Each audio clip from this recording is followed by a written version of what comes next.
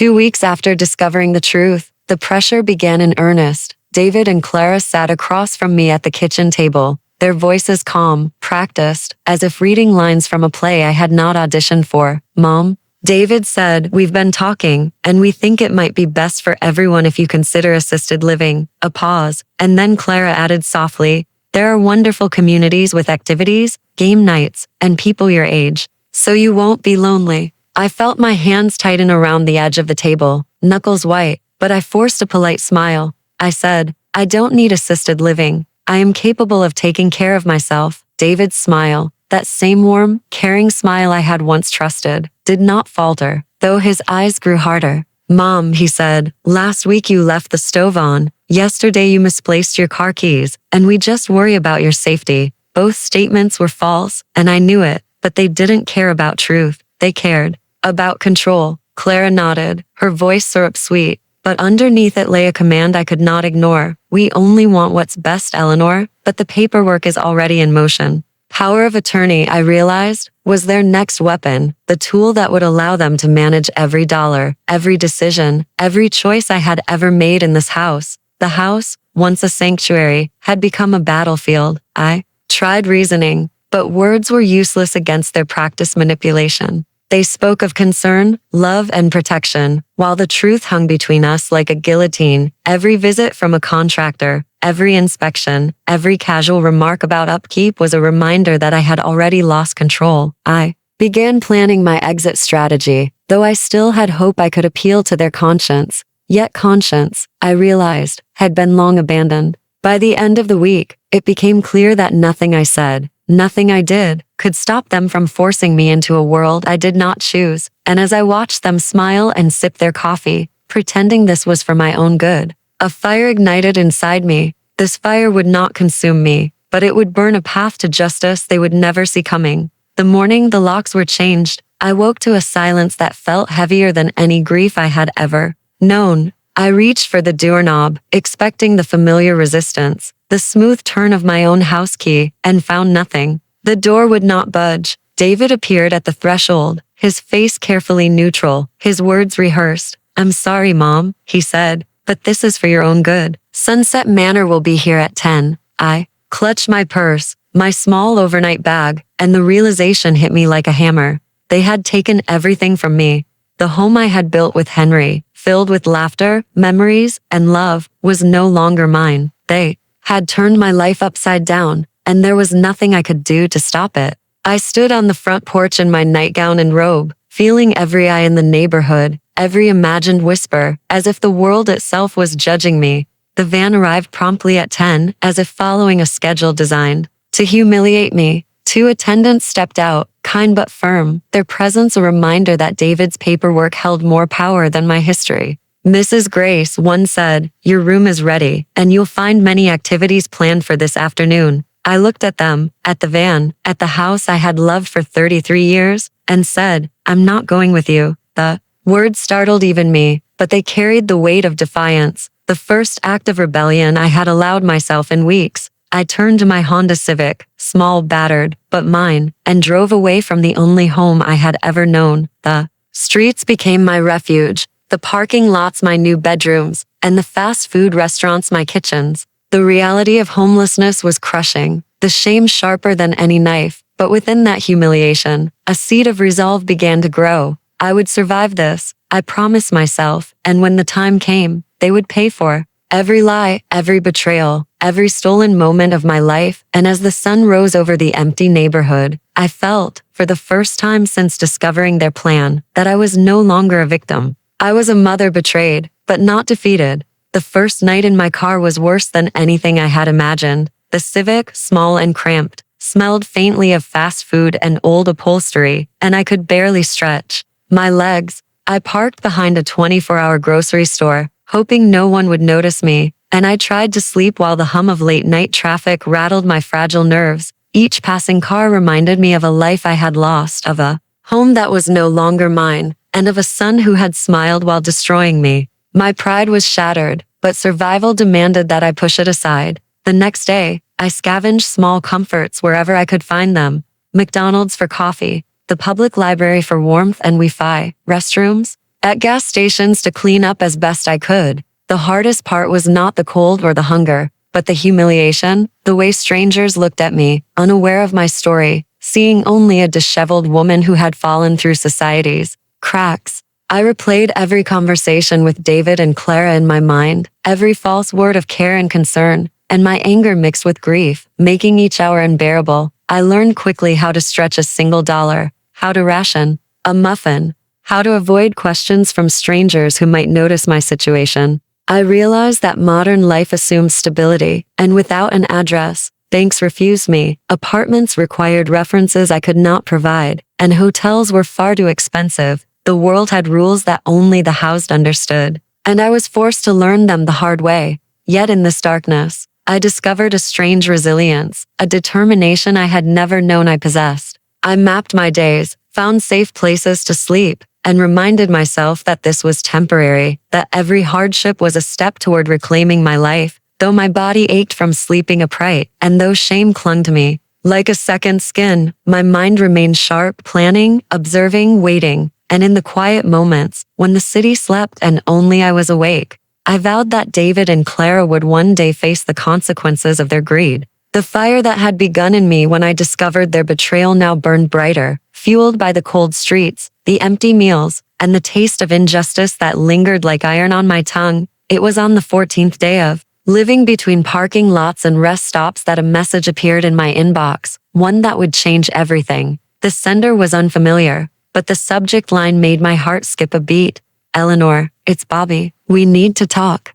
My brother, who I had not spoken to in years, had somehow heard of my plight, and the timing could not have been more precise. The next morning, I arrived at the Hilton downtown, nervous and unsure if he would recognize the broken woman I had become. He was waiting in the lobby, taller and more distinguished than I remembered, with silver hair and a calm, commanding presence. Bobby's eyes softened when he saw me, scanning my disheveled appearance and the weight of my suffering, and he said quietly, "Jesus, Eleanor, what has he done to you?" I felt tears spill over despite my attempts to remain composed, and I let him guide me to a quiet corner where we could speak. For an hour, I told him everything: the deed transfer, the overheard conversations, the locks, and the weeks I had spent living in my car. Bobby listened in silence, his expression darkening with every detail, until finally he leaned back and said, "I've been watching, Eleanor. I always suspected David's selfishness, but I didn't realize how far it would go."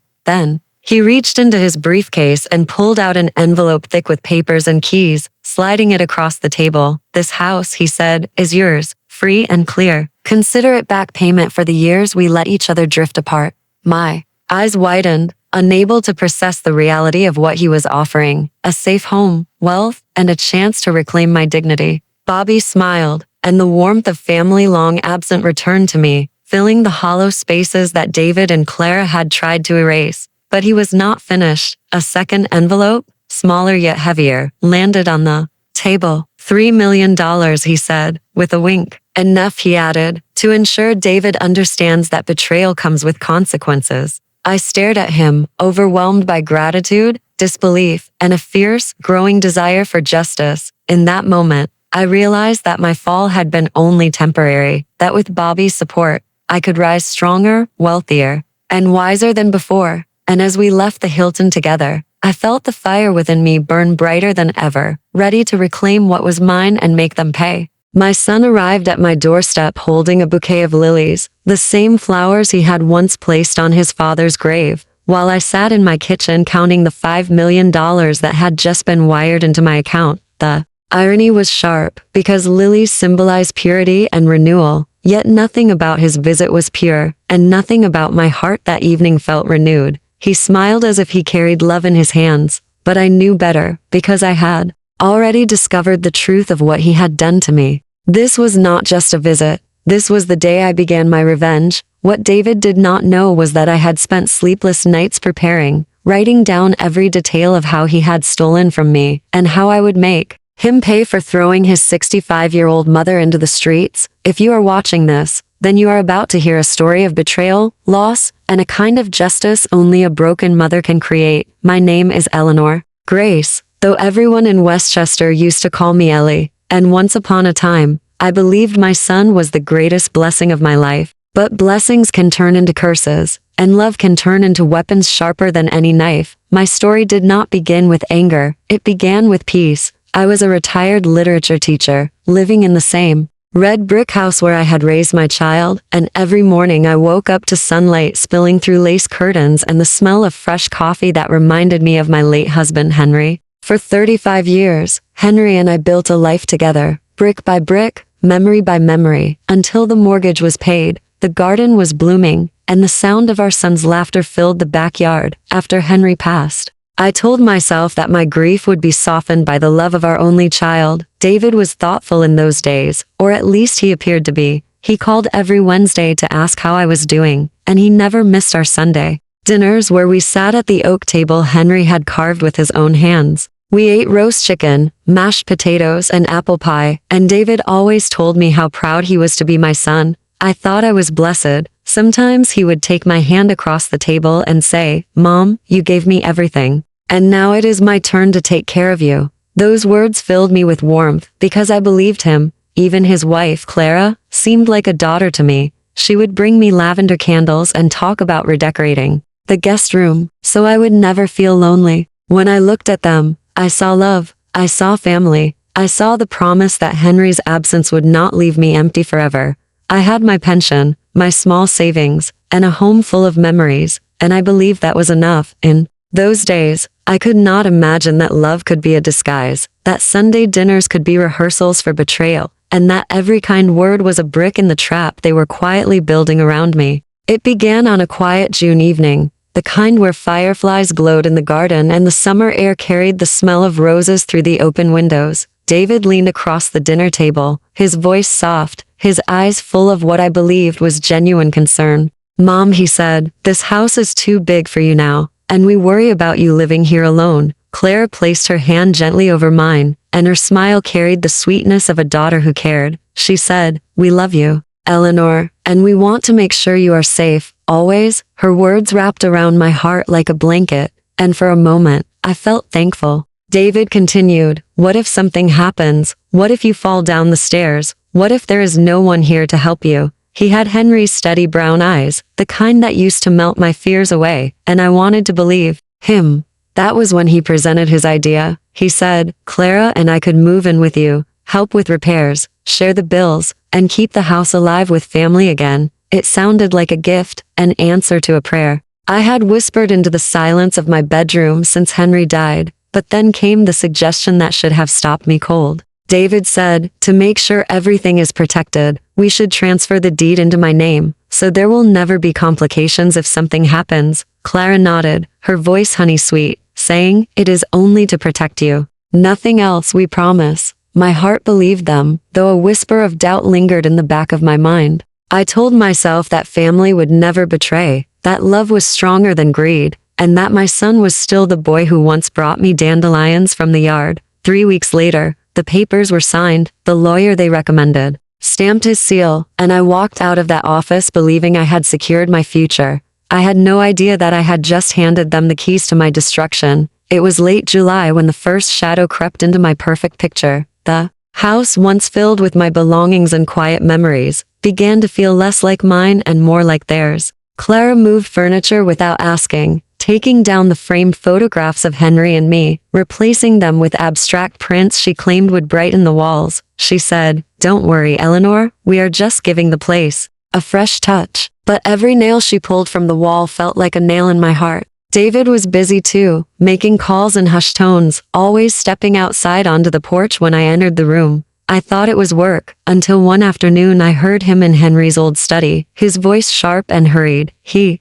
said, "Yes, the deed transfer went through. We can list the property by September. The market is hot right now." My blood ran cold, and I pressed myself against the doorframe, barely breathing, terrified to hear more, but desperate for the truth. A pause followed, and then his words cut deeper than any knife. He said, "Once she has moved out, renovations will be easy, and we can get at least $800,000 for this place." Moved out. Those words echoed in my ears until I felt dizzy. I walked back to my bedroom, sat on the edge of the bed, and stared at the wallpaper Henry and I had chosen 30 years ago. Was this real? Had the boy I raised, the man I loved more than my own life, truly spoken of me like I was an obstacle to be removed. I told myself I must have misunderstood, that stress had clouded his judgment, that Clara's influence was stronger than his loyalty. But over the next days, more cracks appeared. Mail began arriving in their names, contractors stopped by asking for David, and Clara's voice grew sharper each time I asked to watch television in my own living room.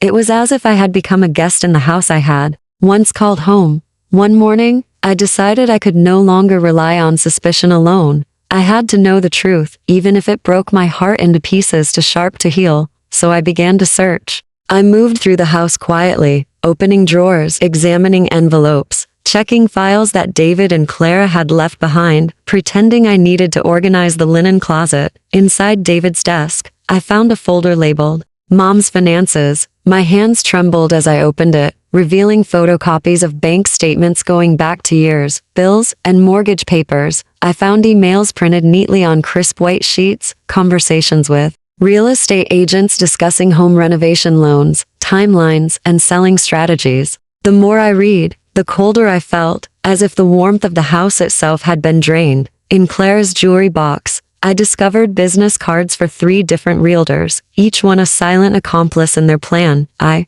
could not believe my eyes, could not fathom that my son, the boy who once kissed my cheek for scraped knees, had planned every detail of my displacement. The signs I had ignored now screamed at me with a deafening clarity. They had been careful, pretending to care, pretending to love, while quietly mapping out how to take my home, my life, and my dignity. I sat on the edge of the couch, staring at the evidence in front of me, my chest tight with betrayal. Every Sunday dinner, every phone call, every pat on the shoulder now felt rehearsed, a part of the act that had fooled me. For years, I realized they had anticipated my trust, counted on my faith and family to blind me to the truth. For the first time in decades, I felt the hollow ache of true helplessness. Yet, in that hollow ache, a spark ignited, a slow-burning determination that they would not win without consequence. I would watch, I would wait, and when the time was right, I would reclaim what was mine. This was not the end, only the awakening. And as I closed the folder and placed everything back exactly where I had found it,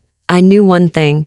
They had underestimated me, and underestimation, as history shows, is often the deadliest mistake of all. The house Bobby gave me was magnificent, larger than anything I had ever imagined, with hardwood floors that gleamed under the sunlight and a kitchen worthy of a chef's magazine. I wandered from room to room, touching the marble countertops, opening cabinets, and running my fingers over the smooth surfaces as if to convince myself this was real. The backyard held a garden bursting with blooms, a porch swing that reminded me of my childhood, and the quiet promise of peace that I had been denied for weeks. Bobby had also arranged a meeting with a wealth management firm, ensuring that my finances would be safe, productive, and growing steadily. The advisor, Christopher, spoke with a reverence I had only heard in churches, explaining investments, interest rates, and portfolios, and I realized I was more secure than I had ever been. $300,000 a year in passive income, he said, without touching the principal. Enough, he added, to live luxuriously and safely, free from worry. I bought myself new clothes, simple but elegant, each piece a reminder that I was reclaiming my identity, my dignity, and my pride. My car was replaced with a sleek silver sedan, a symbol of moving forward and leaving the past behind, though the memory of the Civic would never completely fade. Yet despite these comforts, I remained the same Eleanor Grace, the woman who had taught literature for 35 years, the mother who had loved fiercely, and the woman whose trust had been shattered. The difference now was power, knowledge, and the ability to act, to strategize, and to plan for the day when David would realize the magnitude of what he had lost. I spent days organizing my life, decorating the new house, and familiarizing myself with my financial portfolio, each decision a stitch in the fabric of my restored independence. Friends I had not seen in years came to visit, astonished by the transformation, but I kept my focus on what mattered most, preparing for the inevitable confrontation with David and Clara. My heart, once bruised, now beat with anticipation, determination, and a quiet, dangerous joy. For the first time since the betrayal, I smiled freely, knowing that the tables had turned, that justice would not only be served, but savored, and that the fire within me would never be extinguished again. From the comfort of my new home, I watched the world differently, my eyes sharper, my mind sharper, and my heart filled with a quiet, simmering determination. I knew David and Clara were busy, renovating the house they thought they had won, rearranging walls, painting ceilings, and erasing every memory of the life they had tried to steal. Yet they had no idea that I was no longer the vulnerable mother they once controlled. I had connections now, information, and resources that would allow me to act with precision, to teach lessons that could not be ignored. I made small calls, asked subtle questions, and left invisible traces, enough to let David think the world was as it had always been, unaware that I was weaving a plan as meticulous as theirs had been. My mind replayed the betrayal endlessly, every lie, every false word of concern, and every cruel glance, until the sting of it became fuel. And fuel it did, igniting strategies that would return what was stolen, in ways they could not anticipate. I imagined the moment they would realize that the mother they had tried to crush had risen stronger, wealthier, and wiser than ever before. The anticipation was delicious, a slow burning joy that accompanied my every movement. Yet I remained cautious, careful not to act too soon, for impatience could ruin the perfection of what I had built. I spent evenings walking through the new garden, letting the scent of roses remind me of the peace I had reclaimed, and the fire that still burned for justice. I wrote notes, made lists, and visualized each step, each small correction in the balance of power, knowing that David's arrogance would be his undoing. This was not revenge born of cruelty, but of fairness, a reclamation of dignity, a statement that betrayal against a Sullivan was never without consequence.